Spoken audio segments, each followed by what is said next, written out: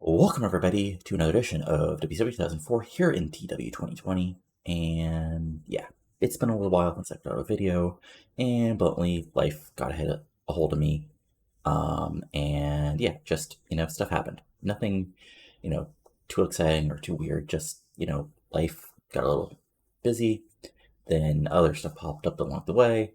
So yeah, delay happened, but now I'm back, and hopefully now I actually will be able to do this fairly regularly and actually maybe do some additional stuff on the channel, maybe even outside of TEW. It'll all just pretend, but I think I'll have a little more free time now, and we'll just have to see. Regardless, let's get on to the go home shows for Fall Brawl. I know, great timing for disappearing a couple weeks before, week before the pay per view. So, but I hope people continue to watch. And I know people enjoy the series because they keep on watching. So hopefully this will just get started. But anyway, we are live from the DCU Center, I believe, in Worcester. I probably just completely killed that. And as the show begins, Eddy Guerrero's meets Chavo Guerrero, and really for the first time since the return to World Championship Wrestling, he comes out to just complete and utter total booze. He attacked his own family. He freaked out last week, and now he's just getting just booed mercilessly. And he comes out just total sleazy, just total sleazy heel Eddy Guerrero, and he says, he does not care because he ruined these lives for these fans, injuries, addictions, blood, sweat, and tears for years upon years. And what actually happened? You all moved on to the next shiny thing that was put in front of you the moment I was gone for a little bit. Yes, you cheered loudly when I came back, and you cheered when I won the world title, but when I lost my title and I never got a real rematch, did I get any support? No. You happily cheered O'Hare when he took that title off of Booker. And when I want to go after the title, now you're booing me. Just because you agree with my dumb nephew and his buddy that I shouldn't do anything I need to take back my world championship. Chavo can say anything he wants, but I'm the uncle here, and Chavo needs to learn his place. Remember, he's Guerrero, not a Wright, not O'Hare, member of the greatest family in professional wrestling. And I'll get him back in place sooner after I become world champion. So, and like I said, O'Hare, I never got my real rematch. So as far as I'm concerned, O'Hare, you're just an interim champion. And I, as a true world champion, will take back my belt any way I can. I will lie, cheat, and steal because I am Eddy Guerrero, best wrestler in the world. Hugh O'Hare come out to a big pop. He says, look, Eddy, I don't care about your damn family drama, but I'm focused on what you're saying. And look, Eddy, it is true. You're one of the best of all time. You've wrestled all over the world. You've been in great matches. You've done it all. But that doesn't mean he doesn't have an ego the size of damn Texas, man.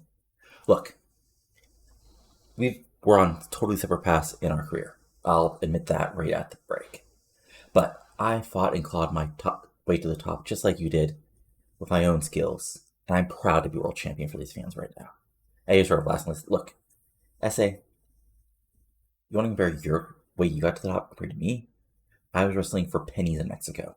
I wrestled all over the world. Japan, Europe, Mexico. And then when I finally got to the US, I was treated as a joke. The guy in the back, yeah, you may like him now, but remember, he held men like me down while he was obsessed with guys from up north who were on the downside of their career. So, yes. You think you fought and clawed? Huh. I don't call getting a big contract and being in the power plant 5 days a week fighting and clawing. Yeah, Eddy, I know. Okay, far back. You're one of the most famous families in wrestling too, so don't act like you're some poor sap who just stumbled into the wrestling business, had to do it all on your own. Any of your uncles could have called anybody and got you a shot. Every door was open for you. Well, people thought I was just another all-body, no-brains guys. But I'm here, and I'm standing in this ring as a world champion to remind you, Eddy, in a Fall Brawl, you're going to be shown that the future is now. Big stare down as it before they finally walk away. And 91 overall, like, not the best because, yeah, Eddy rolled badly on improvising, and Harris not the greatest promo guy, but yeah, this still built things up, so that's good. And then we have a big announcement as on Revolution, a couple nights before Fall Brawl, there'll be a huge three-way tag match on Revolution as Chuck Palumbo and Chavo Guerrero will team up one more time to take on the teams of Eddy Guerrero and Billy Kidman, and Jeff Jarrett and Shane Helms in a huge preview of the two big matches at Fall Brawl. The Big World Title match, and of course, the four-way number one contendership match. But before that, we have in a fun match, Jeff Jarrett taking on Sandman, and this, shockingly, is just a brawl. Like, Jeff Jarrett, as the announcers remind him, as he, goes, punch to punch with the Sandman, did grow up in one of the most, in Memphis, an area where he had to fight and learn how to fight and kick and punch to survive. But eventually, Jarrett gets the advantage with some high pokes and low blows of his own, and eventually, after a few minutes, is able to hit Sandman with a stroke and get the big, clean 1-2-3 right in the middle of the ring, and a big victory for Jeff Jarrett a week before his huge four-way number one contenders match at Fall Brawl. 70 overall, Jarrett gets an 82, Sam gets a 46, they didn't click, but, just a semi-squash for Jarrett to keep his momentum up before the big match at the pay-per-view. Then he takes the mic afterwards, as the blues rain down, he says, yeah, whatever, slap nuts. Look, at Fall Brawl, the Cruiserweigt reigns supreme, and I will prove I should have been the one in charge the whole time. I should have been the one getting world title shots, not other punks in the back right now. So, in 6 days, I'll prove I am the chosen one. And the next stop for me is going to be the WCW Championship. At least for that, quick promo so you only get to 67, but fun stuff. Then we cut backstage with Jeremy Rush with Paul London, the number one contender for Series US title. And Paul London basically, Jeremy Rush basically says, a lot of people think that you're basically looked into this title shot since, a lot of the other teams involved in the Perez and Carlos match were basically fighting each other. And then you faced Lane Storm, you got the big win there, but that's only one big win. And Paul London's like, yes, of course I've heard it. I haven't had the past couple months. Me and Jason, we had our issues, and we walked away from each other. And then, I took a big loss a couple weeks back, but now I'm here because I did what was put in front of me. I remained victorious. It's not my fault other teams couldn't get along. And here's reality. I've been a tag team champion in WCW. I've been Cruiserweigt champion. He's a great wrestler. But, he may have the miss, but he's just a man. And at Fall Brawl, I'm willing to put it all on the line to prove my place in this company.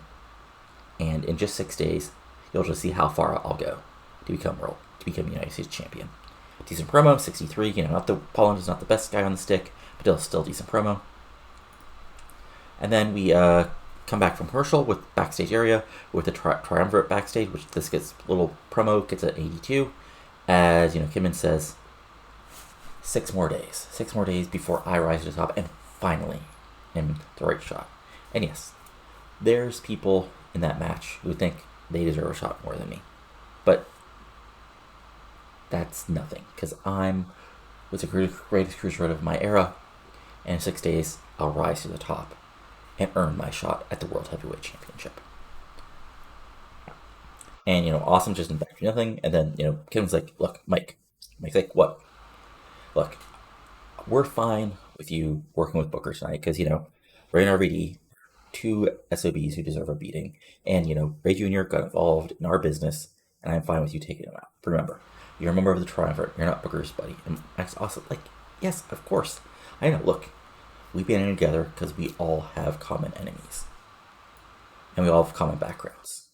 But tonight, I get a chance to take out a guy who people continually said should have been above me in Philadelphia, and that little punk Ray Jr.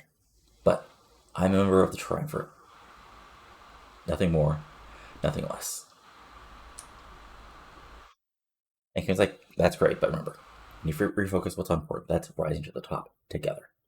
Mike simply nods as Storm nods as well. As this gets an 82, just a little quick promo, setting up White Booker's team with our Awesome later tonight, and there we go. And then, coming back from commercial, first, the heel women come out, which is Lizzie Dumas, and the European Disunion. And then, coming up next is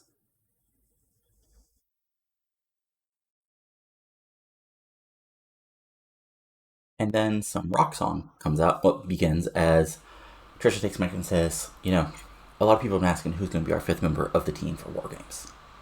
And, there are people in other companies or all around we could have chosen, but I want to put forward one of the best young wrestlers out there right now. Please welcome to WCW, Roni Jonah. And Roni Jonah comes out playing guitar as a crowd, sort of doesn't really react because they don't know her. As the answers put over, that she's been very successful at American Wrestling Queens, winning the tag team titles, and is now here, I guess, as the fifth member of the War Games team to take on the five other women who have been all fighting each other recently as we go into Fall Brawl. So we'll handle the change. So we're going to change her gimmick to, even though it's a great gimmick, we're going to change it to a guitar girl, basically to reset her momentum, and hopefully that'll go well. Okay, so adequate. That's unfortunate. And so then we go on to the actual six-man. And this is just like an absolute battle right from the start. Natty's in the ring. She tries to do technical with Lucina and Nikita. Nikita goes for submissions. Trisha comes in and does her brawling and fighting. She, Lizzie again avoids getting in the ring with Trisha, but she goes after the young Roni. And eventually things just devolve into a six-way brawl. And that allows Roni to hit a huge rocker dropper on Lucina Busick. And then, while everybody else is fighting outside, go up top and hit a big diving splash, which Hudson puts over as a stage dive. Hit the 1, 2, 3, and a victory in her first match here in World Championship Wrestling. Well, her first division match. She's done some jobs on Saturday night. So in a big match, in a poor match, Roni Jonah, Natty Neidhart, and Trisha Sky defeat Lizzie Dumas and European Disunion in 6:47. When Jonah pins Busick, and this gets a 67 overall.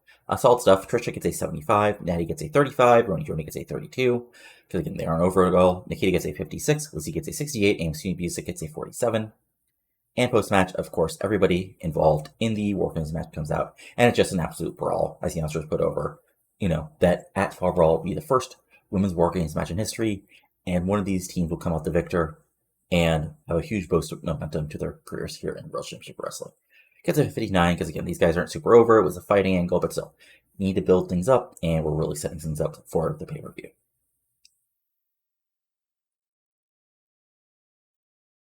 Then we go backstage where Air Bears is hanging out with America's Most Wanted. And yeah, it gets a 62. So basically what happens is, AW is talking to Paris and look, man, we always thought you were a bit stronger on the team. We were having hell matches with you and AJ, but we always were more worried about you. Now, whether they believe this or they're just BSing, Air Paris is, remains to be seen. And Paris says yes. And Paris is like, oh yeah, totally. Look, AJ was always here. I always told him we could defeat you, but he was always scared, worried, whining about having to face you guys when we're much better wrestlers than he was. Tonight we're going to prove it because you guys get to take on Chavo and Wright, and I get to prove to AJ that we're going to send him back to Georgia, and you guys will win the tag team titles. So just a little heel mutual admiration society as this gets a 62. Fun stuff. And then we have a interesting stuff as we get a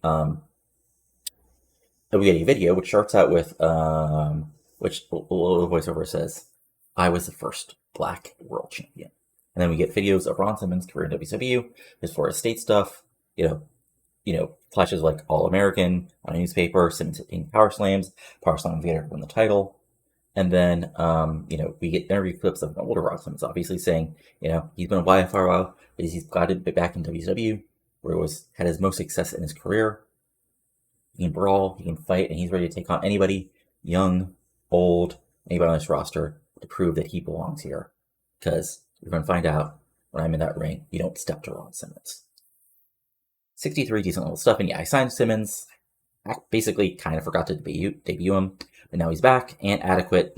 Nothing in the world or anything, but still, he'll be a solid member of the mid card to build up other people, and hope maybe get a little push. Who knows? Depends on how he does in the ring, because he is getting older, but he's not over the hill totally yet.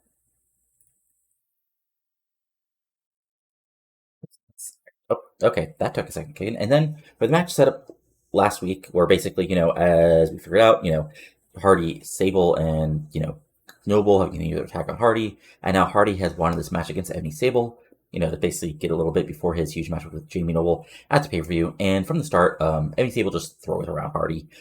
Again, Hardy is one of the best wrestlers in the world, but Ebony Sable is just a monster, and he just throws Hardy around. Eventually, Hardy fights back. Basically, it's Ebony dominating for the first couple minutes of the match, but then he goes for a big splash in the corner. Hardy gets out of the way. Hardy hits the Whisper in the Wind, hits a Twist of Fate. It looks like he's going to hit the Swanton Bomb, but we never get a chance to see it. Ebony moves him out of the way as Jamie Noble comes down and just clips Hardy right in the knee. He falls to the mat. Ref calls for the bell, and the beatdown is on. So yeah, Hardy defeated Ebony in 522 when Sable was disqualified when Noble ran in. This gets a 51, not the best match. So Hardy got a 89 because he's fantastic, and he's still got a 36. And yeah, Ebony also suffered a fractured jaw, which is unfortunate. We'll say it happened on the Twist of Fate. And yeah. And then post-match, basically Ebony's probably just in the back holding his jaw. Noble does some beat down while holding his face. And then Hardy gets put on the table. Noble comes outside. What happens is Noble, if he's able, just drills Hardy with a huge power bomb through a table at ringside and lays Hardy out. As it gets 72, as the referees put over, that if, this is a huge, this may be a huge injury to Hardy, and Jamie Noble may walk in and get the easy win at Fall Brawl due to this. 72, decent angle, again, actually rating Ebony as he's slowly getting over, is hurting things, but that's sort of part of the reason I'm doing these angles. Because Hardy is really over, and he's not in the main event, so we get to do this fun stuff. When we got backstage, where Skipper has the Cruiserweight Championship, and, he says, I'm not worried about the Cruiser Scramble, because everybody in that ring, I'm either better in, or I've already beaten. I've closed out of the division because he's the prime time attraction in the cruiserweights, and nobody can stop me because I've taken them all out. And so whoever is the quote-unquote lucky winner on Revolution will be put in overdrive at Fall Brawl. So Skipper is very cocky and confident as we head into the pay-per-view, where he won't know his opponent until Revolution. 44, because again, getting Skipper over is tough, honestly. It's been pretty tough, despite the fact that I've been trying to push him for most of the year. But I mean, another big reason is basically Skipper says he did it, but really what happened is I cleared out the Cruiserweight division and put a bunch of people who weren't over, and that sort of makes them difficult. Okay, well, what can you do, Anyway, we go backstage, where Eddy Guerrero's, back in his locker room when Hector Guerrero comes in. Mixed pop as the announcers put over, why is Hector Guerrero here in WCW? Because he wants to talk to his, nephew, I think. I always forget the actual relations. I think brother, whatever it is. Eddie, but Hector basically tries to talk back to Eddie, and he's like, Eddie, you haven't answered anybody's phone calls. Chavo's, we saw what happened, and Chavo called us. You got to get your head back in the game, Eddie, and listen to your family. And he just fired back, oh, poor little Chavo. BS. Look, we both know you, Chavo Sr. and Mando weren't always wearing the white hats, and I know neither should I. Hector says, look, yeah, that's true. We weren't always the most beloved people out there in that ring. But I'm not talking about what the fans think of you. Because regardless of what's happening out there in the crowd, you shouldn't disparage your own family, because we're Guerreros. Oh, so you're taking his side. It's all his fault. His fans don't do anything wrong. No, Eddie, you just need to talk to him. He's been successful as hell as well. Just talk to him. Make it up. We're all proud of you. And then a big slap from Eddie on Hector as he says, look, Hector, go and cry with Chavo, because Guerrero family values means anything to winning, even if it means turning my back on my family, if they're getting in my way. And then Eddie walks away. 63 mostly because Hector's not that over and doesn't have great stats, but I figured we needed to do that. But Hector's old school face gimmick got a very good, so that's nice. And then we have our big 6-man match preview, of course, with the AJ Styles Air Paris match at the pay-per-view, along with a tag title match. And in a decent match, right, I forgot, Chavo and Alex don't get their bonuses for their tag bonuses. But still, a very good match, as Air Paris and A&W defeat AJ Styles and Wright and Chavo in 1357. So basically, you can sort of imagine, this is just not quite a pure spot fest, but, heels take over. AJ finally gets babyface, hot babyface tag, runs wild, things break down. Air Paris goes low and basically hits AJ with a low blow. Hits a sort of cradle finisher and holds the tights to take the big victory over AJ 6 days before Fall Brawl, where they'll face off. So 76 overall. James Storm gets a 74. Chris Hirsch gets a 70, Eric Ross gets a 60, Alex Wright gets an 81, Chavo gets a 74, and AJ Styles gets a 75. Fun stuff. Lincoln put some heat on the angle and set things up, for the pay-per-view.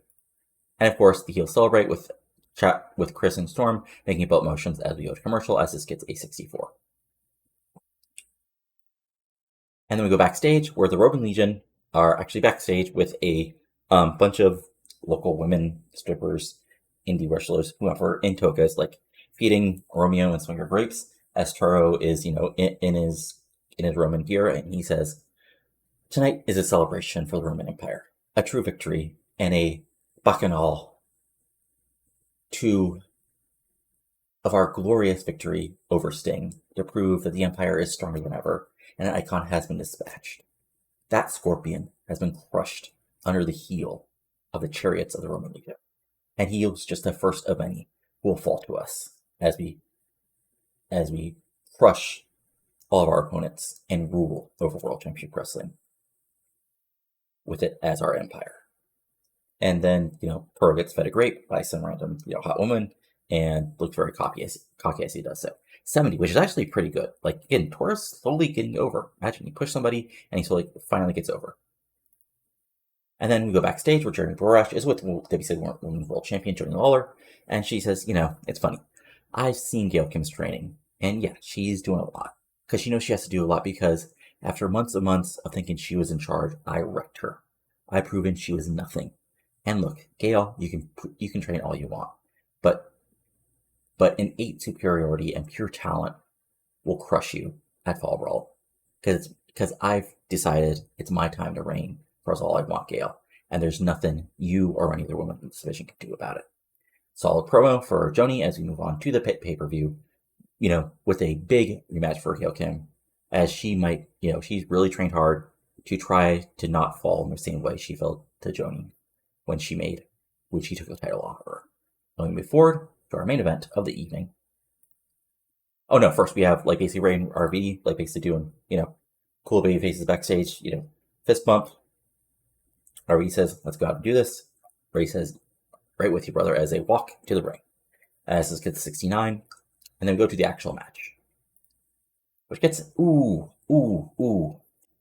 That's unfortunate. That I hope was going to be a better match. And this might not be our best show, because I did not do a post main event angle, and we didn't have any super. Yeah, this might actually not hit 80. Ooh, that might hurt. Anyway, and about the Super Wrestling, Great Heat, Booker T and Mike Awesome defeated Ray Mysterio Jr. and Rob Van Dam in 1638 when Awesome pinned Rob. Okay, we'll use an original leverage. We know what happened here. So basically, Booker and RVD, of course, are fighting like hell. Mike Awesome and Ray Jr. Awesome throws Ray around. Ray does pipeline and get back. We have some fun stuff with Ray Jr. and Booker. Booker tries to hit the book on, but RVD makes a save. Things break down, and in the end, Booker actually, again, goes low and hits the sort of cut block on RVD's knees, takes him down, and Ray Jr. tries to make the save, but Awesome tosses him to the outside, and it's just long enough and just distracting enough for Awesome to pick up RVD, hit the Awesome Bomb, and hit the huge 1-2-3 victory, as Awesome beats RVD with Booker T's help, and a big victory for the heels here, as it gets an 81, Booker got a sprained ankle, Awesome gets an 82, Booker gets an 88, RVD gets a 93, and Rick gets an 84. So, let me finish the show. Yes, I saw that. Which gets an overall. Okay. Yeah, that's unfortunate. 83 still isn't terrible. And yeah, honestly, I forgot to book another hot angle. I should have done, I should have done something backstage with Booker and Awesome, or something longer with Triumvirate, or had Shane Helms promo, or another O'Hare Palumbo promo or something like that. So yeah, that's on me, unfortunate. But yeah, at least the good news is I can pretty much what's the word I'm looking for? That's only at least you didn't get thrown off TV after one bad show. 2 bad shows though, that might actually hurt us. But yeah, we'll just have to load up the first show after Fall, which we actually will. So that's fine. No worries actually about that. Let's see what the EA does. Survey says, yeah, let's Ivering. Gotta love how long it takes to load things up after a couple years of a game.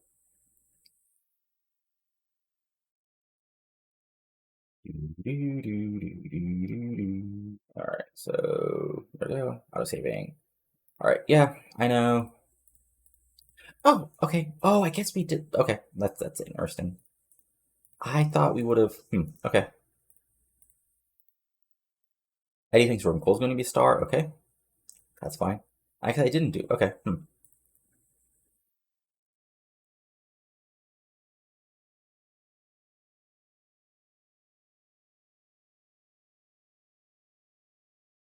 Oh no, Booker. That's the worst timing ever. Okay. Um, shit.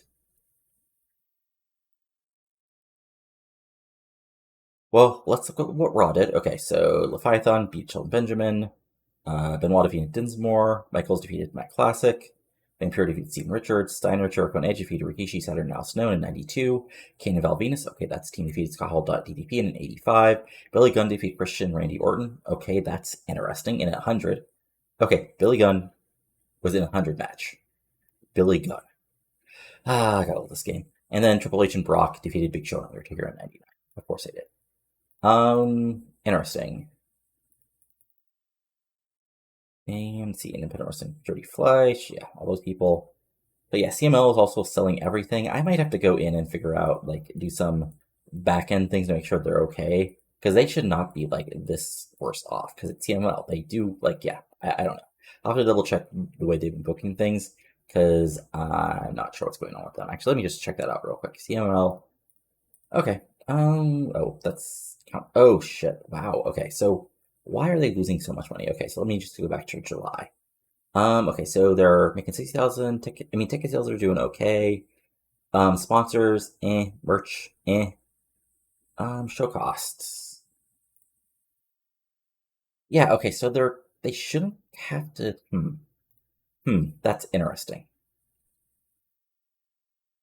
I mean, it's obviously like they're just spending way too much money.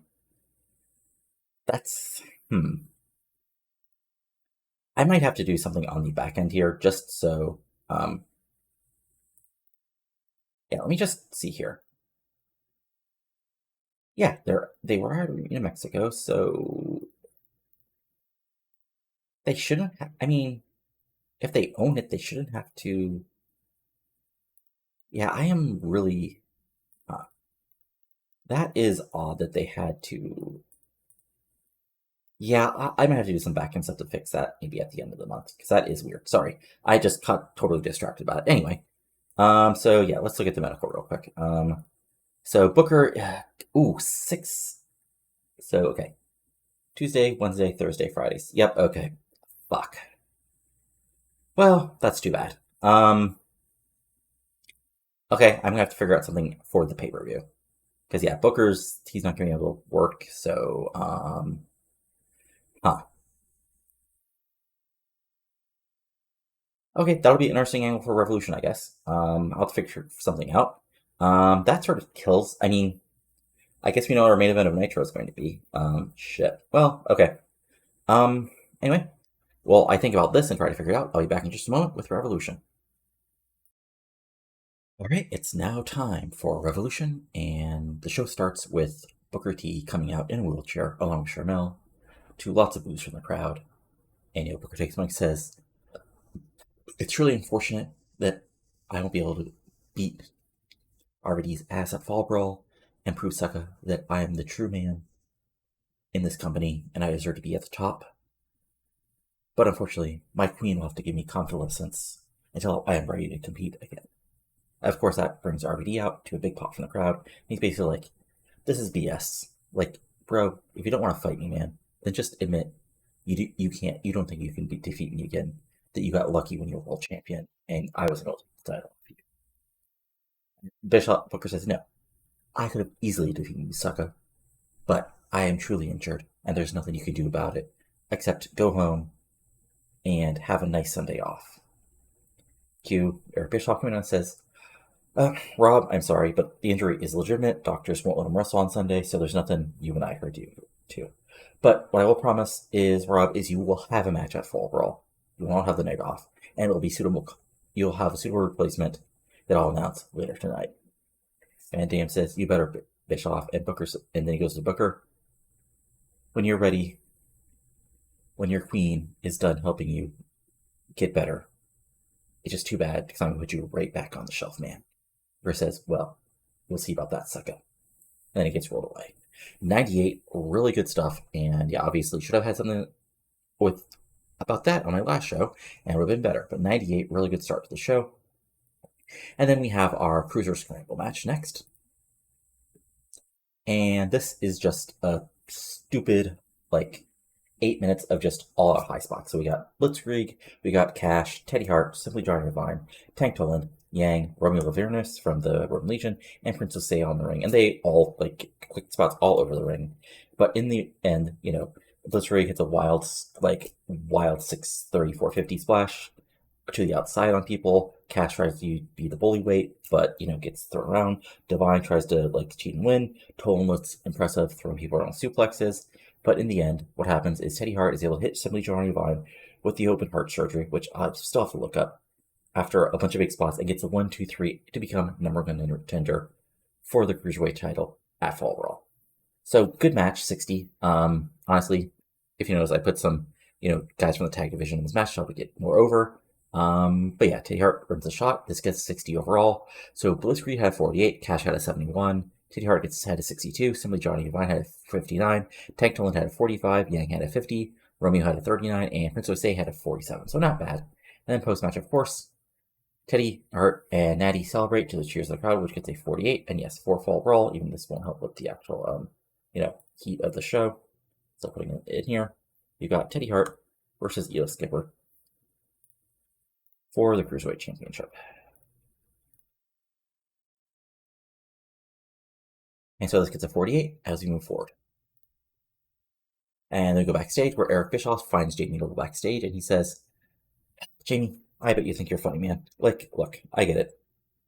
Things happen in this ring outside of the ring. But what happened at Nitro was a deliberate attempt to take away a pay-per-view match. And that's something I won't stand for. And I was like, look, I beat Eddy Guerrero. I took out Jeff Hardy. I'm proving I'm the future here in this business. And there's nothing you can even do about it, boss. Well, see, that's interesting, Jamie, because Jeff's insane, so he'll be fine for the pay-per-view. But you still need to get a lesson. So tonight, somebody is upset about the circumstances right now. So, because I think it'll be interesting to see you get your ass kicked, tonight you're going to face somebody who's very upset that they lost the match they wanted to pay-per-view, Rob Van Dam. Big call for that, as we set up our big semi-main event. As this gets an 87, because Noble's actually getting pretty good on the mic, and Bischoff is Bischoff. So fun stuff. And then we go backstage, where basically the women in the women's wargaming match all have a quick, not a quick promo, but a promo putting over. First this guy says, I came here to World Championship Wrestling because it was the best women's division on the planet. And at Fall Brawl, we're going to prove the women are equal to the men in this business when we get in that War Games and we show everyone what we got. And he says, she has a family tradition of professional wrestling, and she's going to continue that tradition at War Games. So he says, you may not think we can do violence in that ring, but anybody on our team who thinks we're going to be pushovers, you got another thing coming, Monterey. Gordon says, tonight at Fall Brawl, I'm going to prove myself that I deserve in that ring, alongside these other women, and prove that we're the best. And when he says, I just got into WCW, but I wanted to be a member of this War Games team, so I convinced Trish to be a member, and I'm not going to let her down. So a big little babyface promo to set things up for the War Games match, as it gets a 53. As some of these women aren't that over yet, but still gotta give them that time on the mic as we move forward to the next thing, which is a just squash of Allison Danger by our number one contender, Gail Kim, as she just beats Allison Danger to 57 defeat, just a squash. 48, Gail Kim gets a 58, Allison Danger gets 35, basically Allison gets no offense in, and then post-match, Joni comes in, and it looks like there's going to be a brawl, but WWE officials get in between everybody, and now just put over, what a huge match this is for a Fall Brawl, as Gail Kim tries to take that Women's World Championship from Joni Lawler, who has looked unstoppable since taking the belt off Gail Kim, and even beforehand. This little promo sim gets a 69, and we move forward to a backstage promo where Sean here's like, Eddie, you're going to do a little preview of what Future Shock is all about in just a few days. But, tonight's not really about that. Tonight's about Chuck and me proving why, at Halloween Havoc, I know Chuck can win, and why Halloween Havoc should be main evented by me and Chuck finally proving that the future is now, and the two future stars in the business are now just the top stars in the business. Chuck says, I've been riding around all this country, and everybody says, well, aren't you worried about being facing your brother? But here's the thing. Sean's my brother in this business for a reason. Our bond is unbreakable. And yeah, I want to win the match, not only because I want to get a title shot against Sean at Havoc, but to kick the ass of a bunch of punks like Helms, Kidman, and Jarrett who still think I don't belong. Well, at Havoc, at Fall Brawl, I'm going to walk out the number contendership match, and then me and Sean, we're going to tear it down at Halloween Havoc. 85, really good promo as we move things forward. And then we go backstage where Hector is with Chavo Guerrero and Alex Wright, and Hector tries to explain that this is a family matter to Alex. Chavo's like, look, Uncle, I appreciate what you're doing here, but this is our thing to deal with. Wright's my partner, and we're focused on keeping these tag titles. If Eddie wants to go off the rails, that's on him. Hector's like, I agree, but I still want to keep this family together. And Chavo's like, so do I. But Eddie's the one who's breaking it apart. Thanks, Uncle. But me and Alex, we gotta focus on our match on Sunday. Hector shakes Alex's hand and hugs Chavo and then walks away as to put over to further the angle and of course the big tag title match as this gets a 66. And then we have a quick squash as Tajiri, the current US champion, beats Jason Judd in 622 by the Brainbuster. Jet gets a little bit of offense and is a little rougher than before in his actions, but in the end, Tajiri is Tajiri, and he just kicks Jet in the head and hits the Brainbuster. 1, 2, 3. 69, Tajiri gets 72, Jet gets a 60, and then as Tajiri is celebrating, Jet attacks him from behind to the boos of the crowd, and it looks like Jet is going to hit a pile driver type maneuver on Tajiri when Paul London comes in and makes a save against his former tag team partner. And Jet runs away from the 2-on-1, and after a quick stare down, Tajiri bows to London and then walks away. So there we go. And this gets to 64 as youngsters put over, Paul London doesn't want to see Tajiri, beat down before their big match at Fall Brawl. He wants to get 1% to prove that that if he wins the US title, it's on his own merit. And we move forward to a fun little segment. So basically we have all the heels backstage. Eddie, Shane Helms, Jeff Jarrett, Billy Kidman, and the rest of, basically all of Helms' legacy, the Chosen Few, and the Triumvirate, all basically in the back. And there is basically basically everybody is trying to prove the reason why they deserve to be, the number one contendership or the champion. Eddie says, he came back to City for a reason. That's become world champion. He's done it and he'll do it again. I say, doesn't matter who has to go through. And he looks over and if any of you win the number one contendership, it doesn't matter. They're partners right now because Holmes, I'll kick your ass because of Guerrero family tradition. Of course, that gets Kim to walk up. Look, Eddie, you think you're top of the food chain, but remember, I was the best cruiserweight of my era. And he just sort of scoffs at that. I beat your former friend Ray, and I'll beat you too if it comes to it. And they sort of stare down, and Walker says, no. Yeah, you guys have to remember, you made the best of your era, but I am the greatest United States champion of all time. And he just sort of Kim just sort of looks at him, no, really? And tonight, I'll prove I'm going to be the man who wins the number one contendership and then beats whoever is the champion, as he shares with Eddie, at Halloween Havoc, and I rise to the top. Then Jarrett says, that's funny, Slapnuts, because you're just a punk, and the Chosen Few will rise to the cream of the top. Then, everybody's just fighting, arguing, and then finally, they agree. Eddie's like, fine. Kidman, you don't want to be my partner tonight? I'll team with Jeff tonight, and we will prove that he can be the number one contendership, I'm going to be world champion, and we'll have a great match at Havoc. Jarrett says, that's fine with me, and Helms and Kidman says, fine. The old chest, and Helms like, fine, the greatest United States champion will team with Kidman, and we'll not only kick your ass, but we'll kick O'Hare and Palumbo's ass tonight. And more arguing as we got to commercial, as this gets to 99, and basically just, Heels are heels, so of course they can't, get along at all. And then Monty Brown kills Slim J in 55 seconds with the pounds. Just a complete squash, which gets a 65. Monty Brown gets an 84. And then post-match, Steve Ray is getting his promo saying, this man, Monty Brown, has run through the competition here in World Championship Wrestling, and he deserves a match at Fall Brawl. He deserves to face actual competition. And Monty Brown takes the mics really for the first time. WCW says, I'll be at Fall Brawl, and I better have somebody's ass to kick, or else. 69, decent little promo as we move forward. So, Monty Brown will be at Fall Brawl, but who's going to take him on? We don't know. And then we have the heel women hyping the War Games match, Lizzie saying, the interesting thing is that almost every woman on this team has been a world champion. I haven't been here in WCW, but of course, Trish, I beat you plenty of times. Nikita was one world champion, Lexi was, and Angel was.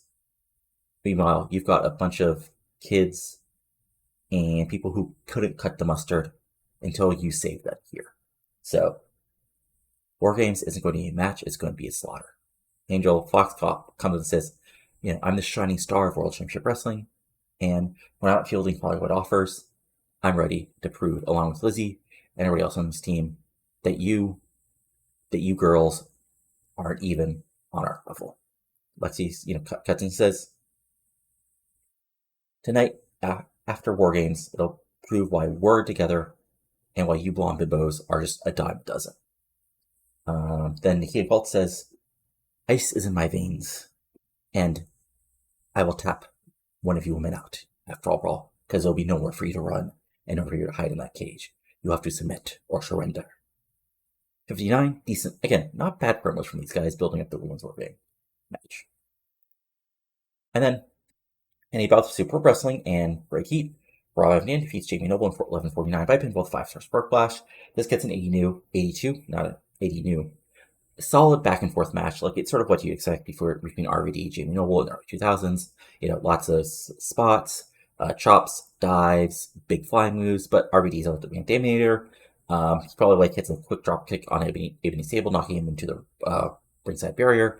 Goes up top, 5-star Spark Slash, 1, 2, 3. 82, not bad. Noble gets a 78. Van Dam gets a 93. Was there anything bad about? Okay, I forgot to add a storyline. Okay, that makes sense. That should have been like an 85 or 86. Okay, not the end of the world.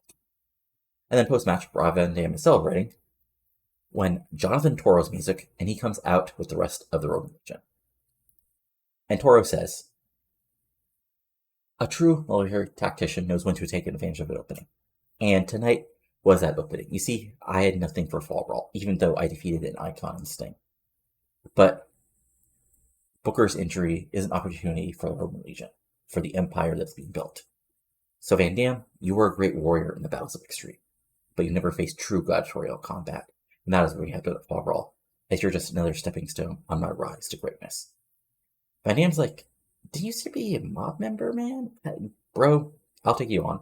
It's cool. I want to kick Booker's ass, but you're a fine replacement, man. And he just sort of walks away.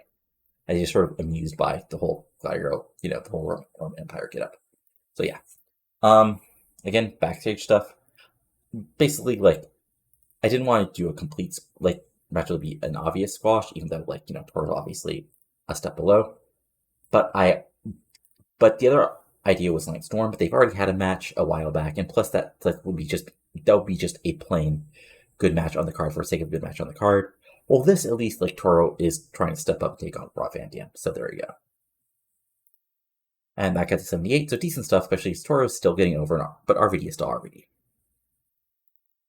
And then we have the same Ron Simmons hype video from Nitro being shown again, which gets a 54. And then it's time for our main event, which gets a oof. What hurt this match? Let's see here. This is the poor. Okay, I mean, sure. Anyway, oof. If even Waller's not a good enough color commentator, Jesus, I don't know what I'm going to do about that. I know other people have this issue where there's not enough good color. I guess that makes sense, but also it's weird. Anyway, this was just a wild, 6-way fight. There was tags, but also there was lots of brawling. There was every, sort of combination you think. O'Hare's basically got spots with all of his possible opponents. Jarrett trying to brawl with them, Helms trying to hit a super kick on, but him avoiding it, Kidman cheating, but O'Hare fighting back, Palumbo fighting with everybody, lots of back and forth, Eddy trying to go after O'Hare, but Palumbo also fighting with Guerrero, and again, things just sort of break down in the end. It's all 4 member people in the number one condition match gets brought to the outside and allows Eddy to, oh shit, why? God damn it, it should be O'Hare, not Helms. I can't believe I picked Helms. Well, okay, not the end of the world.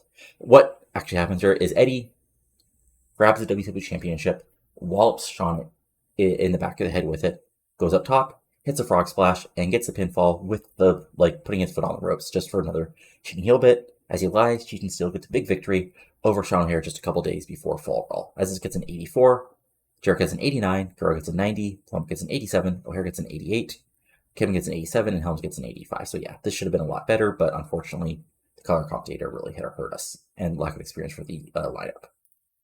And of course, post-match, everybody just starts fighting. Eddy is celebrating, but O'Hare eventually gets up, and it's just a complete brawl as everybody sprawls outside, and the announcers put over these 2 huge matches and everything else happening at Fall Brawl. Just had a few more days. And this gets a 94 overall as we close out the show, which gets a 90. Okay, so really good show.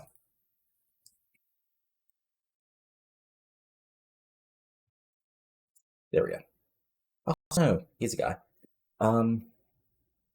Yeah, we'll see if anything pops up as far as the news, but then we'll go over the other stuff that's going on, do a final, going over the lineup for Fall Brawl, and then that'll be that. And as this loads, which actually is doing a little quicker than I thought. Guess not as much as happening. There we go. Okay. Mail. Oh, another thing is that Joni Lawler and Hoovy split up. Too bad for Hoovy, or too bad for Joni. Let's see here. Anything else of note? Nope. Okay, so yeah, let's look over what WWE did. Nope, that's I'm not blind. There we go. Okay, so you saw one for Raw for SmackDown. They had Shaniqua defeating Elizabeth Love, Billy Gunn defeating Al Snow in an 81 in a cage match, Undertaker winning a squash, Scott Hall defeating Perry Saturn in a 76, Chris Jericho winning a squash in 84, JBL, Edge, and Chris Benoit defeating Steven Richards and Bump and Grind, which is Rikishi and Val, in a tables match, but I'll just say it was Burger match in 91. And of course, Triple H and Brock defeating Big Show and Shawn Michaels in just another Ring 100. Fun stuff. So first, for our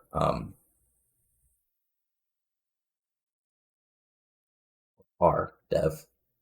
So of course, we had Wildside TV, which had Right, for Wildside TV, which had Rothschild and Shane Ballard brawling, Jimmy Rave and Trevor Rhodes and Stone Mountain defeat Chris Rumble and the Vanguard, which is Adam Ortiz and Trevor Rhodes. We had Jason Cross defeating Matt Morgan in a 51, and that's mostly Jason Cross. And then Killswitch defeating Keith Walker, Travis Tomko, and Kai Graves in a 52. Interesting. And of course, Cassie O'Reilly and Rothschild defeating Shane Ballard and Lazarus by countout in a 58, the main event. And then for the weekly house show, let's see here. Kenzo Suzuki defeated Bobby Lashley and Ryan Drago. Dayton Mids defeated Matt Cross by DQ in a 46. Chance Prophet defeated Claudio in a 54. Rothschild defeated Tony Jones in an I Quit match in a 63. Let's see here. Jason Cross and Chris Rumbola won the Wildside tag titles in 65. And Adam Jakes defeated Shane Ballard in 71 to retain the Wildside title. So fun stuff. And then, of course, for our Women's Dev Fed, we had Ariel and the non-gay partners of Sidney Roger and Miss Molly defeated Allison. Ariel's partners were Madison and Tracy Brooks, defeated Allison Danger and Sidney Rogers and Miss Molly in a 48. We had lots of backstage segments. We had Beth Phoenix and Vanessa Harding defeat Bonnie Maxson and Mischief. And we had Annie Social defeat Lacey by DQ in a 50. Nikki Rocks defeated Kim Nielsen in a 62, so big win for Nikki. And Cheerleader Melissa defeated Maliha Osaka in a 60 to retain the title. So fun stuff. And now for the WWF Dev Feds, we had HWA first. So they had, I believe, you guys did not see this. No, you guys did see this. Never mind. Their last weekly show, we had Rocky Romero and John Cena defeated Corey Castle and Jimmy Jacobs in a 43. Billy Baxter with Barry Bradburn, who's a regen, who WWE signed. Shelley and Capitelli and Shark Boy defeated Adam Douglas and Club Deluxe, which is Billy Kidman and Saint Dragon. We had BJ Whitman defeated Skin and Ivan. Chuck Clare defeated Alex George. Excalibur retained the AWA TV title. Ricky Shane Page defeated Logan Kane. And of course, ECMO and Grunge defeated Russ Haas and Scott Victor, retaining the AWA tag titles. And then OVW had their matches. So we had Lacey Borden and Sarah Stock defeated Miss Natural and Chantel Taylor. Rob Conway defeated Shaggy 2 Dope. Joey Ryan defeated 2 Dope Tony, unfortunately. Christy Ritchie defeated Riptide to retain the Divas title, which is interesting. Rico Constantino and Maven, the Ultimate Midnight 2000s Midcard Tag Team, defeated Joey Matthews and Isaiah, whoever that is. Homicide Smeggy defeated the A Squad, which is Chet and Dean Javonsi, and by countout, and then Justice defeated Bold Buchanan in a 50. And then Saturday, we had Christy Ritchie defeat Sanchelle Taylor to retain the Divas title in a 43. Miss Natural defeats Sarah Stock in a 51. Trent Breaker defeated Charlie Haas, who's been moved over to OVW recently. The A Squad defeated Joey Matthews and Isaiah. Maven defeated The Machine, Doug Basham. Rico Constantino defeated Steve Bradley in a 59. And Homicide Spanky retained their tag titles, defeated Silent Solution of Barry Buchanan. Homicide and Spanky defeated Barry Buchanan, or Bull Buchanan, and Damaja, otherwise known as the other Basham. So fun stuff. But anyway, again, to go over the final lineup though for the pay-per-view. Of course, in the main event, we have for the world title, Sean Hare versus Eddy Guerrero. We've got a big four-way match of Jeff Jarrett, Billy Kidman, Shane Helms, and Chuck Palumbo facing off for the number one contendership and title match at Fall Brawl. We have former tag partners colliding as AJ Styles faces Eric Paris. We've got Jeff Hardy, who just, of course, got a huge table bump, taking on Jamie Noble, getting some revenge. We have the world title on the line as Joey Lawler tries to take out Gail Kim once and for all. Paul London trying to prove people wrong by defeating Tajiri for the US title. Raw Dam facing Jonathan Toro in a match sort of basically randomly made up the last minute because Booker's injury. Rey Mysterio Jr. tries to be the Giant Killer once again, defeating Mike Awesome. Teddy Hart tries to take the Cruiserweight title away from Eel Skipper. The huge Women's War Games match. And Wright and Chavo defending the tag titles against America's Most Wanted. I feel like there's another match, but that's 1, 4, 5, 6, 7, 8, 9. Yeah, I think that's the whole card. And of course, Monty Brown calling out anybody in the back for a match because he wants a match on Fall Brawl. So that's it for now. Again, should be back on schedule now, but I hope you enjoyed this. If you have, go and give it a like. Comment below what you're liking and not liking, or subscribe to the channel for lots of TEW 2020 content. But this is it for now, so talk to you later, and adios. Have a good one.